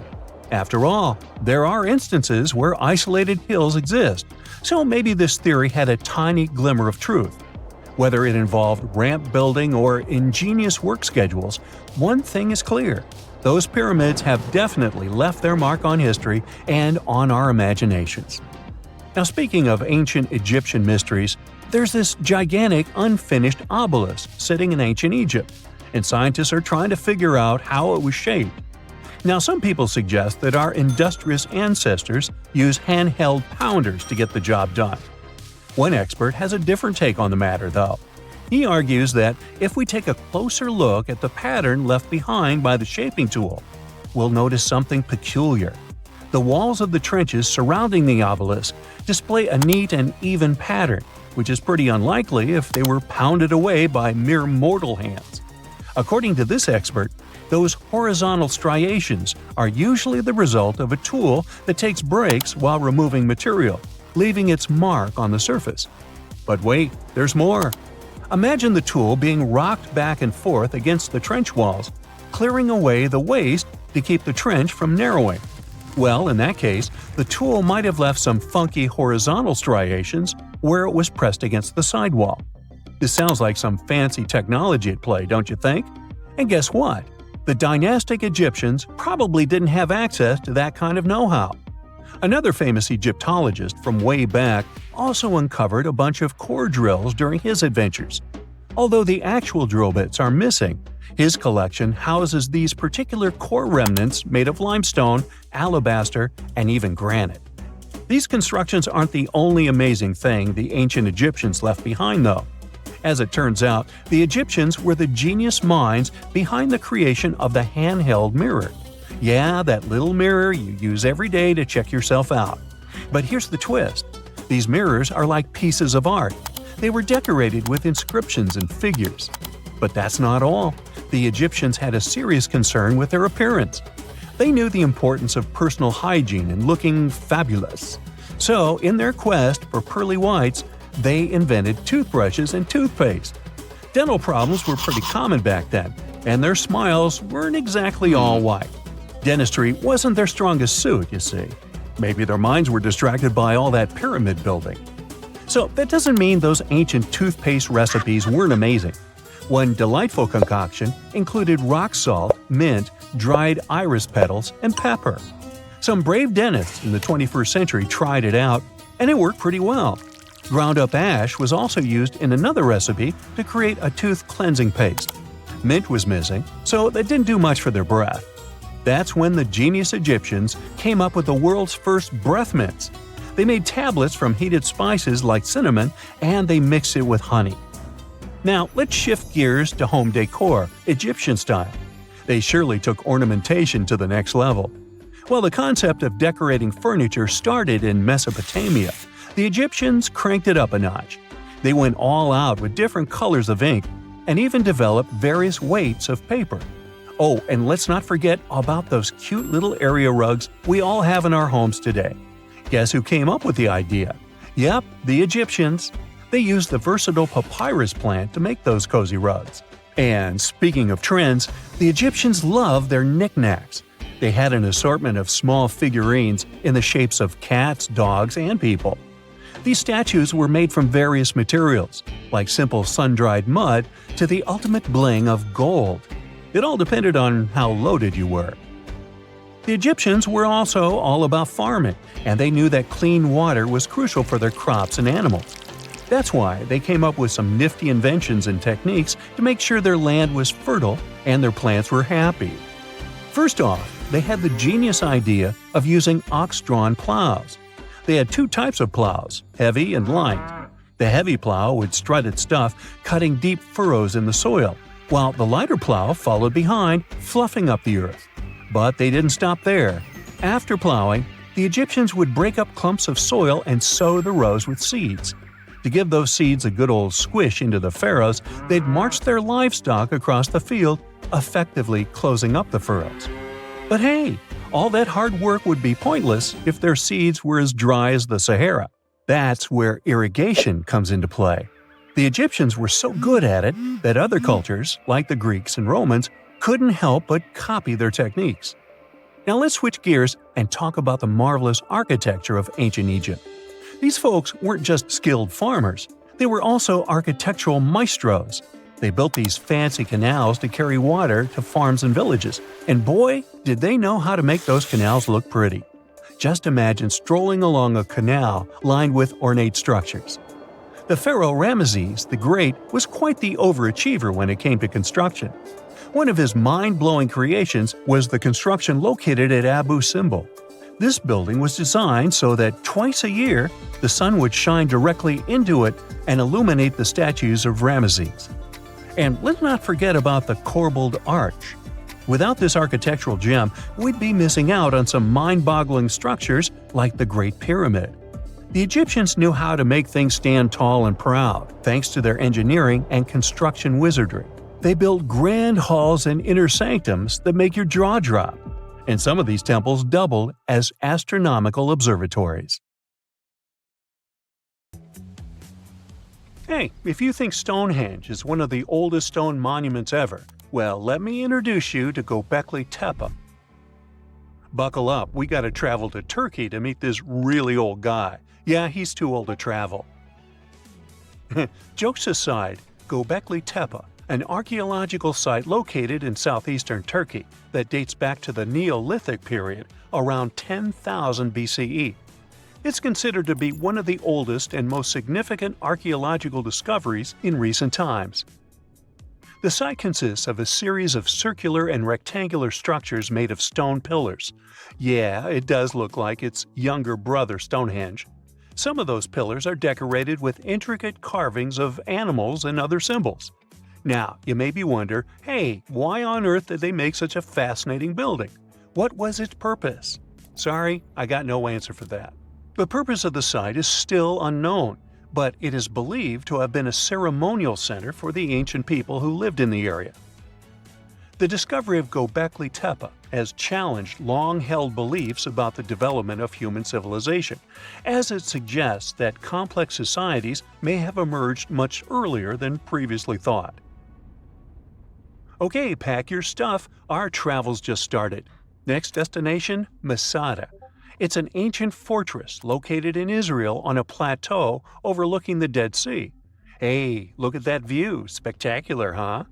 It was built by King Herod the Great in the 1st century BCE, and it was very smartly built. Within the fortress, there were various facilities such as storehouses, barracks, a palace, and a set of cisterns capable of holding approximately 40,000 cubic meters of rainwater. People living there believed that the collected runoff from a single day's rainfall could provide sustenance for over 1,000 individuals for a period of 2 to 3 years. Access to the fortress was limited to 3 steep and winding paths leading up to fortified gates. Still, at one point, the fortress was occupied by people who had fled Jerusalem after the city was captured by the Romans. They held out against the invaders for several months, but eventually they were defeated. But these guys didn't surrender. The story of Masada has become a symbol of resistance and bravery. Today, Masada is a popular tourist attraction and a UNESCO World Heritage Site. The next flight is going to be short. We're popping over to Egypt to see the Karnak Temple Complex. It's a vast ancient Egyptian temple complex located in the city of Luxor, Egypt. It was built over a period of 2,000 years and covers an area of more than 200 acres. The complex is dedicated to the worship of the deity Amun-Roka. Wait a minute, that should be Amun-Ra, and it was one of the most important religious centers in ancient Egypt. The Karnak Temple consists of several temples, chapels, and other buildings, including the Great Temple of Amun, the Temple of Khonsu, and the Temple of Ptah. Ptah! The Great Temple of Amun is the largest and most impressive temple in the complex, with massive columns, statues, and other decorations. One of the most famous features of the Karnak Temple complex is the Avenue of Sphinxes, which is a long avenue lined with Sphinx statues that leads from the entrance of the complex to the Great Temple of Amun. Another notable feature is the Hypostyle Hall, which is a massive hall with 134 columns that are over 70 feet high. The Karnak Temple complex is a popular tourist attraction and a UNESCO World Heritage Site. It's considered one of the most important archaeological sites in Egypt and provides a fascinating glimpse into the religion and culture of ancient Egypt. Hey, we can't hop on the next flight and leave Egypt until we see the Pyramid of Djoser. It has another name, by the way. It's also known as the Step Pyramid. This ancient Egyptian site is located in Saqqara. It was built during the 27th century BCE for the pharaoh Dozier by his architect Imhotep, who is considered one of the most important figures in Egyptian history. People believe this pyramid is the first monumental structure built entirely of stone and is an important example of early Egyptian architecture. The pyramid originally stood at 203 feet tall and was surrounded by a complex of buildings and courtyards. It was constructed in 6 layers, each smaller than the one below it, giving it the distinctive step-like appearance. The pyramid was used as a burial place for Pharaoh Dozier and was surrounded by a vast necropolis that contained the tombs of many other important officials. The Grateful Dead? The Pyramid of Dozier has several renovations and additions over the centuries, including the addition of a limestone casing that covered the original step structure. However, much of the pyramid was destroyed over time, and today only the central core remains. Despite this, it remains an important archaeological site and a popular tourist attraction in Egypt. Alrighty, we're ready to move on. There's one more pretty recent discovery we gotta see today. The Tower of Jericho was only discovered during excavations in the 1950s and 60s. It's an ancient stone tower located in the city of Jericho in the West Bank. Just like Göbekli Tepe, this one is believed to be one of the oldest stone structures in the world, dating back to approximately 8000 BCE. The tower stands at over 28 feet tall. It's made up of 2 main sections, an inner tower and an outer tower, which are connected by a series of stairs. The purpose of the Tower of Jericho is not entirely clear, but it is believed to have served as a defensive structure or a watchtower. It may have also had religious significance, as it was located near a sacred spring. The Tower of Jericho is a significant archaeological site and has provided valuable insights into the early history of human civilization. It's open to visitors and is a popular destination for tourists interested in ancient history. Now, this ancient site even got attention from Netflix, and they made a movie where the action takes place in Mohenjo-Daro. This site was a major center of the Indus Valley civilization in present-day Pakistan. Mohenjo-Daro was one of the largest cities of the ancient world, with a population estimated to have been around 40,000 in its peak. Trust me, that must have been a crazy megalopolis back then. The city was notable for its advanced urban planning, with sophisticated drainage and sanitation systems, and its impressive architecture, including the Great Bath and the Granary. Mohenjo-Daro was abandoned around 1900 BCE, and its ruins were only rediscovered in the 1920s. Today, it is a UNESCO World Heritage Site and an important archaeological site for the study of ancient South Asian civilization. We're heading to a teeny-tiny country that has quite an impressive history. Welcome to Malta. The Xigantia Temples are a Neolithic site located on the Mediterranean island of Gozo. They're probably one of the oldest freestanding structures in the world, dating back to around 3600 to 3200 BCE. The temples consist of 2 megalithic structures, each with multiple rooms and altars. The name Xigantia means giant tower in Maltese, as people believe that only giants could have built such massive structures. The temples are believed to have been used for religious purposes and are considered to be an important example of prehistoric architecture. They were added to the UNESCO World Heritage List in 1980. Well, you must be pretty tired, but there's one more place we gotta visit today. Our plane is already landing in Armenia, and we're here to see the Temple of Garni. Look, this one is well preserved. This temple dates back to the 1st century CE. It was built by King Tiridates I as a dedication to the sun deity Mir. Sadly, the temple was destroyed in the 17th century during an earthquake, which is quite a common thing for this area, but it was later reconstructed in the 20th century. Today, it's a popular tourist attraction and is also listed as a UNESCO World Heritage Site. Phew! This summer has been turning up the heat like never before. We feel like roasted marshmallows on a sizzling grill. Yes, the world is getting hotter, but some regions have always fought with high temperatures. It turns out people had some inventions to keep themselves cool in ancient times too. Some of them are still functioning, even 3,000 years later. Let's take a look at how people saved themselves from heat throughout history. So, put an ice cube into your cold drink and get ready to hear how people survived the heat. Speaking of ice cubes, do you know that the Persians made an ice storage system? In the deserts of ancient Persia, people had an out-of-the-box idea about how to prevent their food from turning into a melted mess. These ingenious Persians stumbled upon a physics trick that allowed them to create ice in the middle of the desert. They called these cool structures yakhchuls, which basically means ice pits. These ice pits were not your ordinary coolers. They were like secret underground fridges. They looked like dome-shaped mud brick structures on the outside, but inside, it was a whole different world. These ice pits had an evaporation cooler system that worked like magic.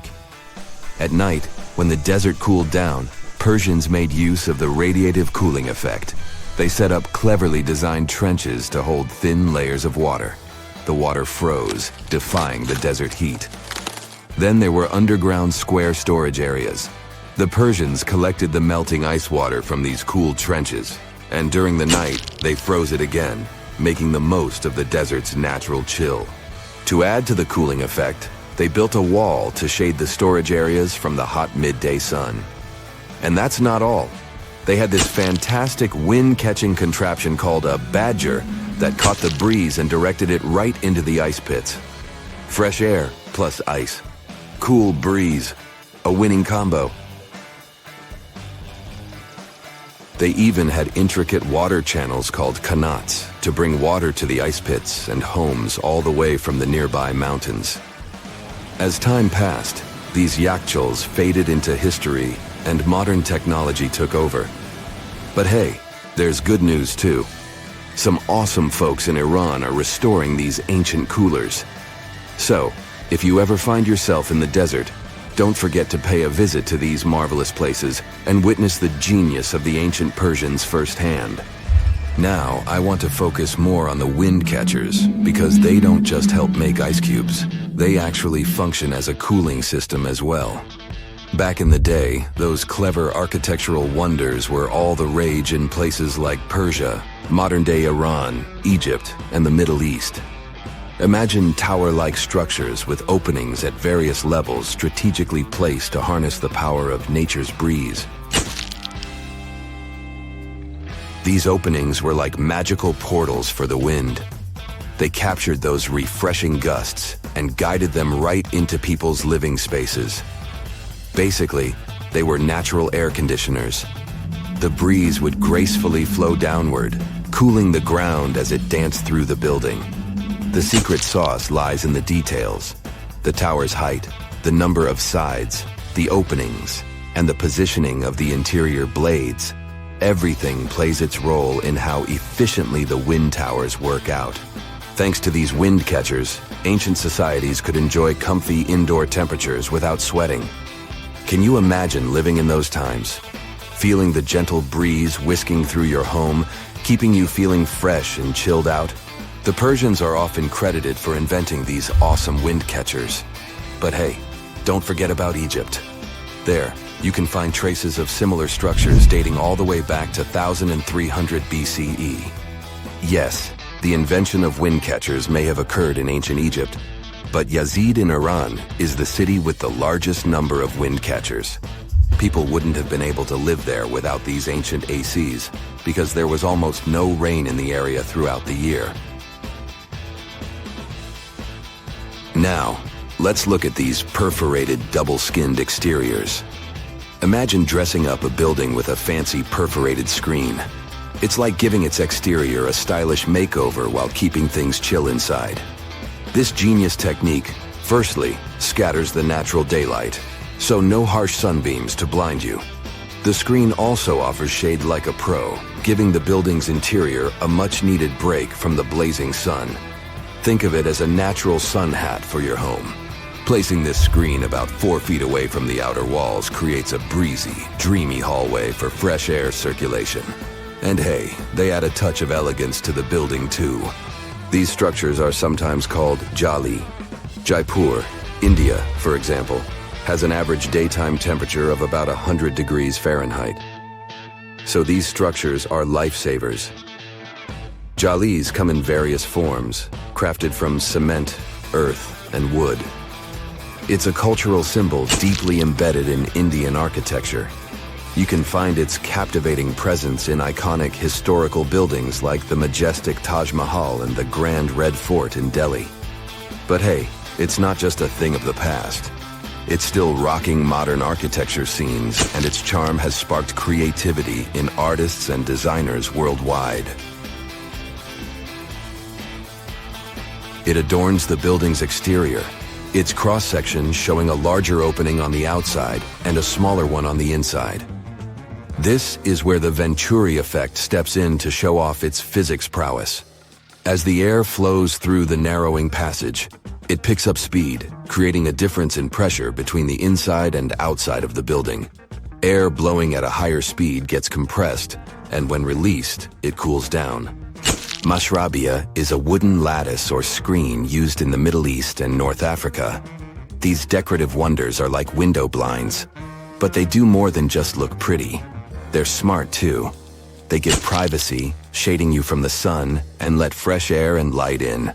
Some people also add clay pots filled with water, sand, or damp straw to their designs. As hot air breezes through the holes, it also passes through the pot's porous surface. The moisture inside evaporates, cooling the air. This is a perfect low-cost technique for hot and dry climates. It's eco-friendly, and there's no need for electricity. Now, let's fast forward to today. Designers are getting creative, mixing traditional wisdom with modern tech. At the Al Bahar Towers in Abu Dhabi, they've got it too. Picture over 2,000 hexagonal panels that dance with the sun's movement, providing shade to the building's interior. Water evaporation was another secret weapon for ancient people. Simple, yet super effective. Plus, ancient Egyptians hung wet mats and curtains in doorways. When the air passed through them, it cooled down, providing a relief from the scorching sun. Ancient architects were the masters of maximizing airflow. They knew how to cross-ventilate and let hot air escape while inviting cooler air to the party. Speaking of ancient Rome, bathhouses were the place to be back then. It was like a community hub. People gathered to chat about politics, play sports, and, of course, take a relaxing dip. The Frigidarium was the cool spot in Roman baths. After a steamy soak in the Caldarium, Romans dashed to this giant pool to chill out. Then in some places, like Cappadocia in Turkey, people went underground to hide from the heat. They carved cozy dwellings in volcanic rock, harnessing the Earth's natural cooling powers. So the lesson here is simple. Architects and designers can create wonders by combining local traditions with smart tech. California's Death Valley boasts the highest officially registered temperature to date, with 134 degrees Fahrenheit in 1913. Meanwhile, Africa's sweltering record stands at 131 degrees Fahrenheit in Kebili, Tunisia, as noted in 1931. In Europe, the highest temperature ever documented reached almost 120 degrees Fahrenheit in Sicily in August 2021. Then, in 2022, the UK had the hottest summer of all time. Imagine you could spend an entire week scanning ancient ruins and taking photographs of the world's most surreal archaeological sites. Would you be up for it? So, let's do some digging. The first stop on your busy itinerary is Southeast Asia. It's home to some pretty cool ruins. You start in Bagan, located in the hinterlands of Myanmar. There are many ways to visit the site, and you're glad you've booked 2 different experiences. The first one is a hot air balloon trip at sunrise. Right before dawn, you board the balloon, and as soon as the sun starts to appear on the horizon, you begin your flight over the marvelous area. As the sun rises, it glistens on more than 2,000 conic-shaped golden structures. The hot air balloon ride is quick, but it gives you unparalleled views of all the 40 miles over which the site sprawls.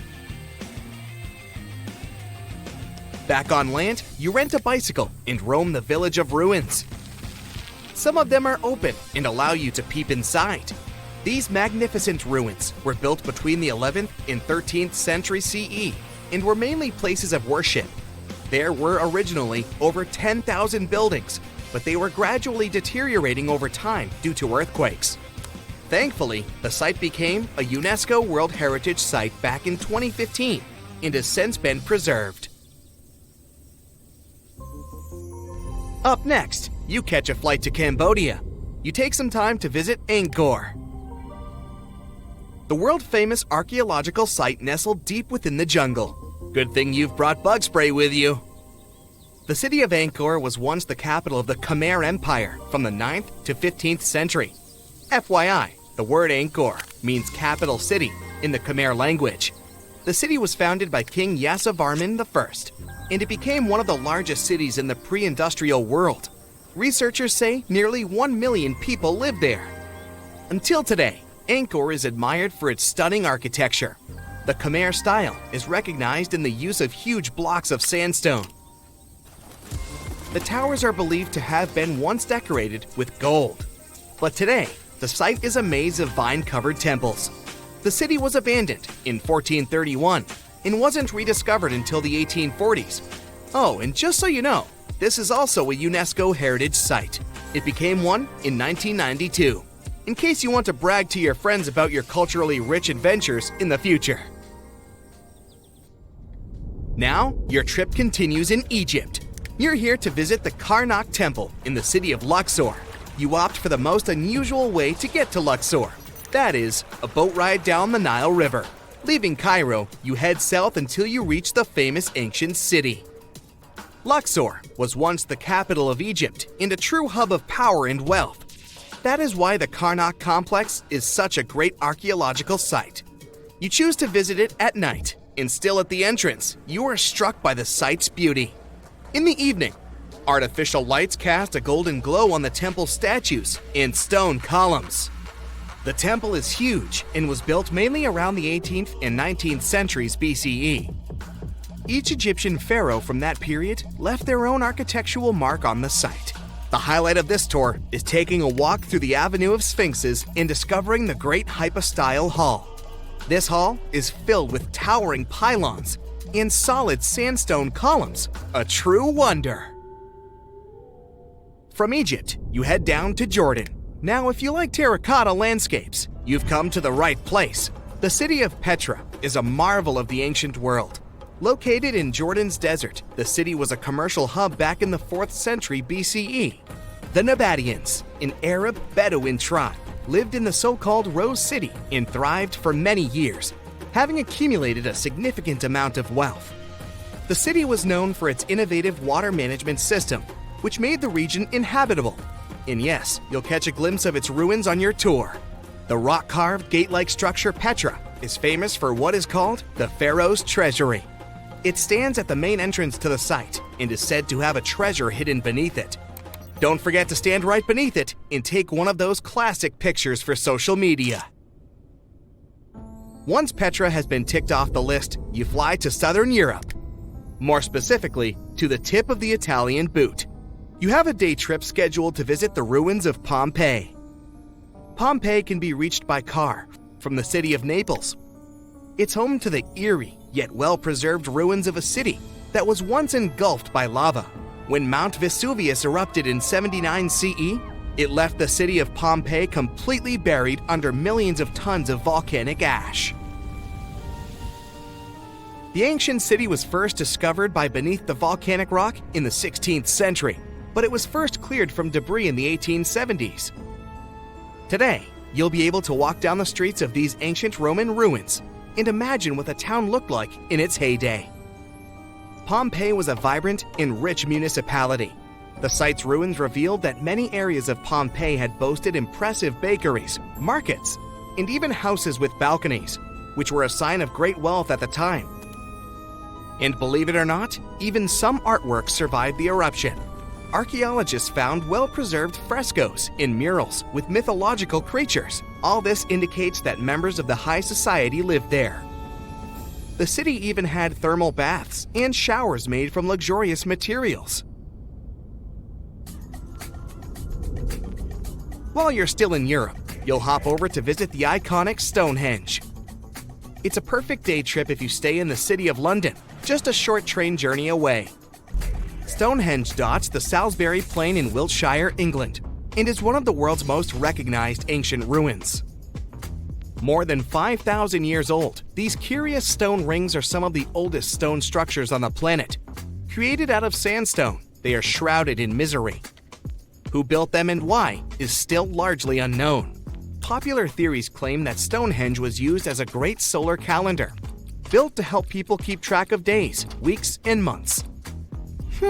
Talk about hard work to create a mere calendar, huh?